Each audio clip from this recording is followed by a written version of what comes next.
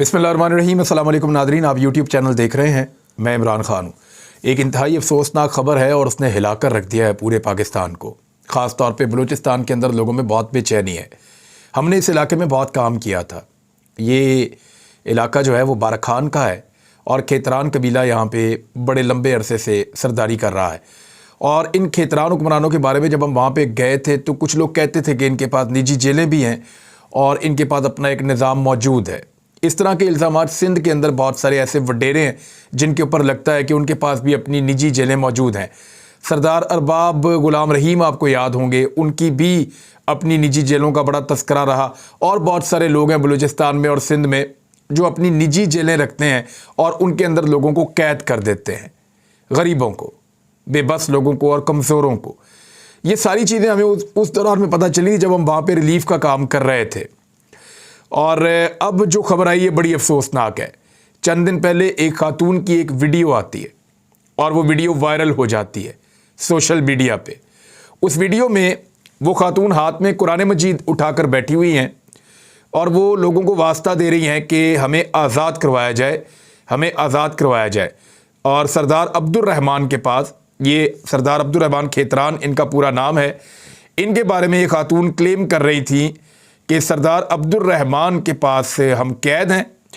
और उन्होंने इल्ज़ाम लगाया कि मेरी बेटी के साथ जो है वो जुल्म करते हैं, ज़्यादती करते हैं और मेरे बेटों को और मुझे वो कत्ल कर देंगे।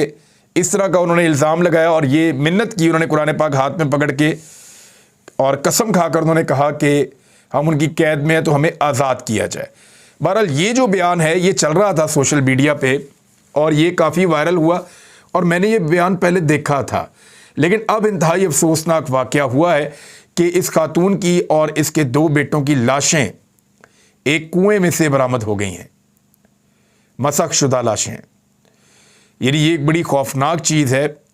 बलूचिस्तान हुकूमत ने बलूचिस्तान के ज़िला बारखान में कुएं से एक ही ख़ानदान के 3 अफराद की लाशें मिलने के वाक़े के बाद जो सूबाई वज़ीर है, क्योंकि जो सरदार अब्दुर्रहमान खेतरान हैं वो सूबाई वज़ीर हैं बलूचिस्तान के, बलूचिस्तान अवामी पार्टी से उनका ताल्लुक़ है और ये बलूचिस्तान अवामी पार्टी के तर्जुमान भी हैं।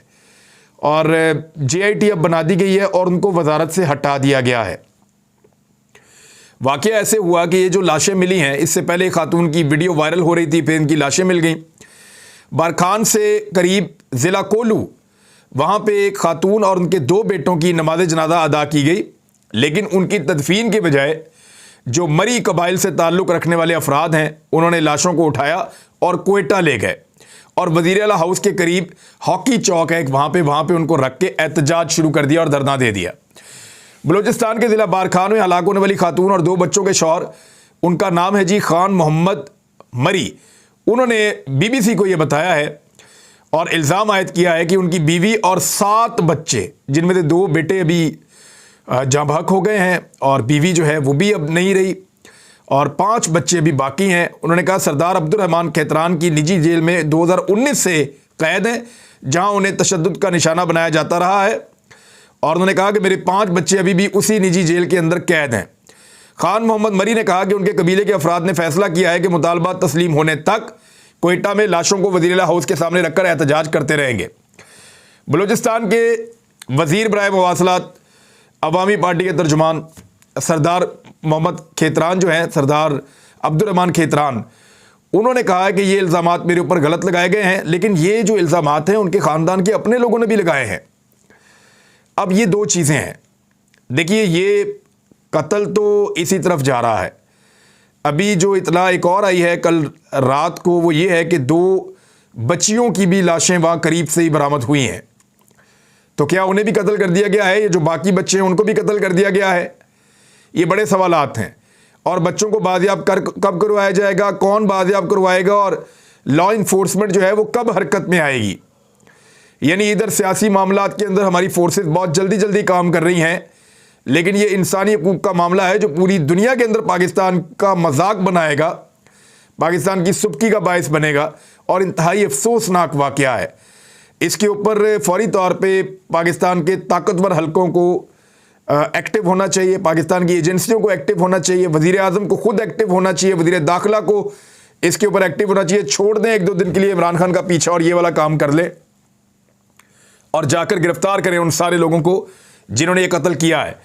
कहा जाता है कि इस कबीले के अंदर ये जो खेतरान, यहाँ पे सरदारी का भी एक रोला पड़ा हुआ है, एक लड़ाई चल रही है। सरदार अब्दुल रहमान इस वक्त जिनके ऊपर ये इल्ज़ाम है वो सरदार हैं और उनके ख़ानदान के कुछ लोग उनको पसंद नहीं करते, उनको हटाकर बनना चाहते हैं। अब वो ये कह रहे हैं कि ये उन लोगों का काम है और उन्होंने मेरे ऊपर डाला है, जबकि वो उनके ख़ानदान के लोग कह रहे हैं कि सरदार अब्दुल रहमान खेतरान की निजी जेल है, ये उनका काम है। लेकिन जिसने भी किया इन्होंने ही है। मेरे ख्याल में तो सबको ही गिरफ्तार कर लेना चाहिए और कानूनी कार्रवाई की जानी चाहिए और ढूंढना चाहिए कि बाकी 5 बच्चे कहाँ हैं और जो मकतूला हैं और उनके 2 बेटे हैं उनको इंसाफ मिलना चाहिए। यानी बच्चों को भी मार दिया और माँ को भी मार दिया, और जो लाशें बरामद हुई हैं उसके बाद जो जनाजे के मनाजिर थे, बहुत बड़ी तादाद में लोग वहाँ मौजूद थे। जो खातून है उनका नाम गरानाज, जबकि उनके बेटों की शनाख्त 22 साला मोहम्मद नवाज और 15 साला अब्दुल कादिर के नामों से हुई है। बारखान पुलिस के सरबराह नूर मोहम्मद बड़ेच ने बताया कि इनकी लाशें हाजी कोट के इलाके में एक कुएं से बरामद की गई हैं। तीनों अफराद को गोलियां मारी गईं, लेकिन जाए वकुआ से गोलियों के खौल नहीं मिले। ऐसा लगता है कि तीनों लोगों को पहले कहीं और कत्ल किया गया और फिर उनकी लाशें लाकर यहां इन कुएं के अंदर फेंकी गई हैं। और खातून के शौहर खान मोहम्मद मरी ने अपनी बीवी और बेटों की जो तस्वीर शेयर की, उनमें खातून का चेहरा मसा है और यानी ख़राब किया हुआ है और चेहरे से इनकी शनाख्त मुमकिन नहीं है। और खान मोहम्मद मरी ने बताया कि हलाक किए जाने वालों में 22 साला मोहम्मद नवाज उनका सबसे बड़ा बेटा था। अब वो ये कह रहे हैं कि मेरे और बच्चे भी हैं, इस वक्त सरदार अब्दुल रहमान खान खेतरान की कैद में हैं। ये बहुत अफसोसनाक और बहुत दिल हिला देने वाली स्टोरी है। यानी ये एक ऐसा जुल्म है जिस पे रोंगटे खड़े हो जाते हैं। ज़रा दिल पे हाथ रख के सोचें, अगर हमारे आसपास कहीं पे ऐसा हो तो क्या हम सो पाएंगे या हम इसका तसव्वुर भी कर सकते हैं? मेरे ख्याल में फौरी तौर पे इस मुल्क के तमाम ताकतवर लोगों के ज़मीरों को झंझोड़ के जगाना चाहिए और ज़ालिमों के ख़िलाफ़ सबको डट जाना चाहिए और एक दफ़ा इनको निशाने इबरत बनाएं ताकि ये सारी निजी जेलें पाकिस्तान के अंदर से ख़त्म हो और इंसाफ होना चाहिए और फौरी इंसाफ होना चाहिए। वैसा नहीं होना चाहिए जैसा बलूचिस्तान में एक सरदार ने एक पुलिस वाले को गाड़ी के नीचे कुचल दिया और बाद में वीडियो होने के बावजूद बाइज्जत बरी हो गया। ऐसा नहीं होना चाहिए। तहरीक इंसाफ ने जेल भरो तहरीक का पूरा तरीकाकार तय कर लिया है और उस पर काम शुरू कर दिया है, जबकि जो सूबाई हुकूमत है उसने कुछ जगहों के ऊपर जो है वो लगा दिया है दफ़ा 144 और दफ़ा 144 की खिलाफ वर्जी पर गिरफ्तारियां हो सकती हैं। अब ज़रा इस पर आप गौर कीजिएगा कि प्लानिंग है क्या। पेशावर में प्लानिंग क्या हुई पहले आपको वो बता दूं। पहले मरले में 4 साबिक अरकान सूबाई असम्बली, 1 MNA और 100 कारकुन गिरफ्तारी देंगे और PTI के मकामी ज़राए का कहना है कि कारकुन हश्त नगरी पर दोनों जानिब से GT रोड को बंद करेंगे, जबकि BRT सर्विस बंद नहीं की जाएगी। PTI ज़राए के मुताबिक वर्कर कन्वेंशन के बाद GT रोड पर धरना दिया जाएगा, जहां अरकान असम्बली के साथ 100 कारकुनान गिरफ्तारी पेश करेंगे। ये है जी वहां का। अब आ जाए PTI सेंट्रल पंजाब का इजलास हुआ है। जेल भरो तहरीक के इंतजामात को हतमी शक्ल दी गई है। यहां पर भी डॉक्टर यास्मीन राशिद ने सदारत की थी। जेल भरो तहरीक के हवाले से तफसीली तबादला ख्याल हुआ है और जेल भरो तहरीक के हवाले से तफसीली ब्रीफिंग भी दी गई है। इजलास में हतमी शक्ल इन्होंने दे दी है। गिरफ्तारियां देने वाले सीनियर रहनुमाओं और कारकुनों के एजाज़ में पार्टी दफ्तर में तकरीब मुनक्कद पहले की जाएगी और डॉक्टर यास्मीन राशिद गिरफ्तारियां देने वाले रहनुमाओं और कारकुनों के हमरा चेयरिंग क्रॉस पर पहुंचेंगी। यास्मीन राशिद ने कहा कि तहरीक इंसाफ के कारकुनान की गिरफ्तारी से जेलें कम पड़ गई।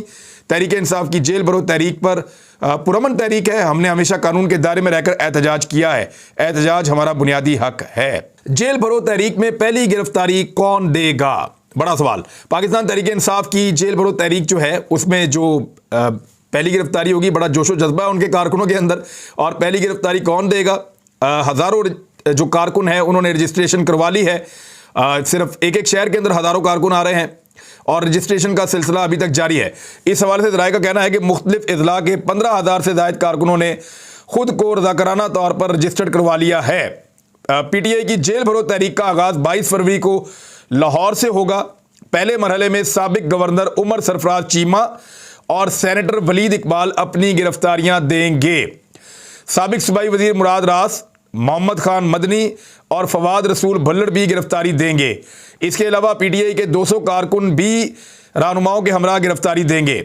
इस मौके पर पीटीआई के हजारों वर्कर्स वहां मौजूद होंगे। गिरफ्तारियों के लिए पाकिस्तान तहरीक इंसाफ ने जो तरीकाकार अपनाया वो ये है कि वो दफ़ा 144 की खिलाफ वर्जी करेंगे। पाकिस्तान तहरीक इंसाफ के रहनुमाओं का कहना है कि हम दफ़ा 144 की खिलाफ वर्जी करेंगे। और आदम सवाती ने इंडिपेंडेंट उर्दू से बातचीत करते हुए बताया कि हम बुध के दिन 2 बजे चेरिंग क्रॉस माल रोड पर जमा होंगे, वहां धरना देंगे। माल रोड पर एहतजाज करने पर दफ़ा 144 की कार्रवाई होती है, लिहाजा हमें इसी दफ़ा के तहत गिरफ्तार करने का जवाब पुलिस के पास मौजूद होगा। दूसरी जानब जो हुकूमत है उसका यह कहना है कि सियासी अदम इस्तेहकाम पैदा किया जा रहा है सियासी मकासद के लिए और मुल्क के अंदर अदम इस्तेहकाम हो जाएगा। राना सनाउल्लाह साहब ने यह कहा है और अमन व अमान की सूरत को यकीनी बनाया जाएगा, कानून तोड़ने वालों को गिरफ्तार किया जाएगा, अमन दुश्मनों का रिकॉर्ड इकट्ठा किया जाएगा और उनके करैक्टर सर्टिफिकेट में वाजे किया जाएगा। ये अब धमकी दे रहे हैं। लेकिन दूसरी जानिब पंजाब के अंदर जो कॉलेजेस हैं, स्कूल्स हैं, वहाँ पे तलबा को खबरदार किया है कि अगर वो इन एहतजाजों का हिस्सा बने तो फिर उनके दाखिले नहीं होंगे, यानी अगर वो इम्तिहान देना चाहते हैं तो उसमें दाखिले नहीं होंगे। यानी इस किस्म की ब्लैकमेलिंग हमने इससे पहले नहीं देखी। पाकिस्तान बनाने में तलबा का बड़ा अहम रोल था। कायदे-ए-आज़म मोहम्मद अली जिन्ना तलबा से जाकर मिला करते थे। हर पॉलिटिकल पार्टी के साथ तलबा की वाबस्तगी होती है और नौजवानों को सियासत के अंदर आना खुशाइंद होता है। उन्हें मौका मिलना चाहिए ताकि वो सियासी सरगर्मियों में हिस्सा लें। क्या हमें पाकिस्तान के लिए भी उन्होंने हिस्सा लिया था। पाकिस्तान जब जब मुश्किल में आया तो हमारी जो तलबा हैं उन्होंने आगे बढ़कर रोल प्ले किया। और अब जो ये धमकी दी गई है तो मुझे ऐसा लगता है कि तलबा ज़्यादा बड़ी तादाद में और ज़्यादा मौसर तरीके से इस तहरीक का हिस्सा बनेंगे और इसके अंदर शामिल हो जाएंगे। पाकिस्तान तहरीक इंसाफ की मकबूलियत का अंदाज़ा आप यहाँ से कर दें कि मैं एक खबर आपके साथ गुजरांवाला से शेयर करता हूँ। 20 फरवरी को जब सबकी नज़रें थीं लाहौर में इमरान खान साहब के ऊपर कि बहुत बड़ी तादाद में लोग इमरान खान साहब के साथ निकले और जमान पार्क से लेकर लाहौर हाई कोर्ट तक और फिर लाहौर हाई कोर्ट से लेकर वापस जमान पार्क तक गए, तो उसको पाकिस्तान भर के मीडिया ने कवर किया।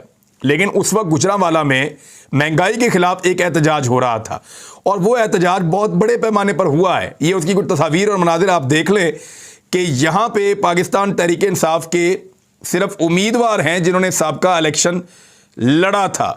PMLN यहाँ गुजरांवाला में बहुत तगड़ी थी और बहुत ज़्यादा उनके पास गुजरांवाला में ताकत है। वहाँ इमरान खान साहब के एक कारकुन है डॉक्टर सुहेल ज़फ़र चीमा, उन्होंने और उनके फैमिली के कुछ और लोगों ने मिलकर कोई रैली निकाली है और बहुत बड़े पैमाने पर लोग वहाँ पे निकले हैं। ये मनाजिर आप देख लें, आपको आइडिया हो जाएगा कि अब शहर शहर यही सूरत हाल है। सिर्फ ऐसा नहीं है कि लोग इमरान खान के साथ निकल रहे हैं, बल्कि महंगाई के लिए जो भी आवाज़ उठा रहा है लोग उसके साथ शामिल हो रहे हैं और पाकिस्तान तहरीक इंसाफ के साथ लोग अपनी वाबस्तगी को मजीद मजबूत कर रहे हैं। तो ये चीज़ें इलेक्शन में जाने से मना करती हैं PDM की जमातों को, उनके सहूलतकारों को और पाकिस्तान की एस्टेब्लिशमेंट को खौफ दिलाती हैं कि कुछ भी हो जाए इलेक्शन से बचो।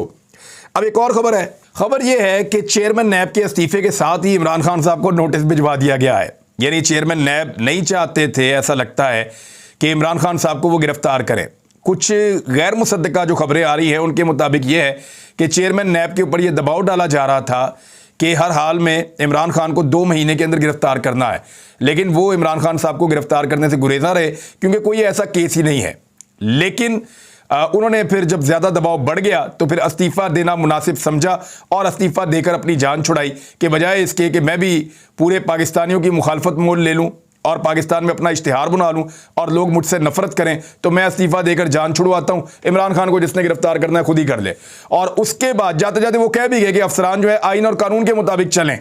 तो जैसे ही वो गए वैसे ही नैब ने इमरान खान को तोशाखाना केस में तलब कर लिया है और मुबैना तौर पे उनकी अहलिया को, जो साबिक खातून अव्वल हैं, उनको भी तलब कर लिया गया है। दूसरी जानिब आखिरी खबर यह है कि सोशल मीडिया के ऊपर क्रैकडाउन जारी है और जो सोशल मीडिया के सहाफ़ी हैं उनकी गिरफ्तारियों का सिलसिला तेज़ कर दिया गया है। और क्रैकडाउन के सिलसिले में खोजी TV चलाने वाले तलहा लबेब को गद्दारी के मुकदमे में, यानी वही एक मुकदमा है, आपको पता है कि उसके कॉपीराइट्स किसके पास हैं, तो उसमें गिरफ्तार कर लिया गया है। ये इंतहाई अफसोसनाक वाक़या है और पाकिस्तान में सहाफ़त के लिए ये स्याह तरीन दौर के तौर पे याद रखा जाएगा और हर उस आवाज़ को बंद करने की कोशिश की जाती है जो आवाज़ ताकतवर लोगों के रास्ते में रुकावट बनती है। बहरहाल बहुत सारी आवाज़ें मिलके एक बड़ी तवाना आवाज़ में तब्दील हो चुकी हैं और वो आवाज़ पूरे मुल्क में गूंज रही है। ऐसे चुप नहीं करवा पाएंगे। अब तक के लिए इतना ही। अपना ख्याल रखिएगा, अपने इस चैनल का भी। अल्लाह हाफ़िज़।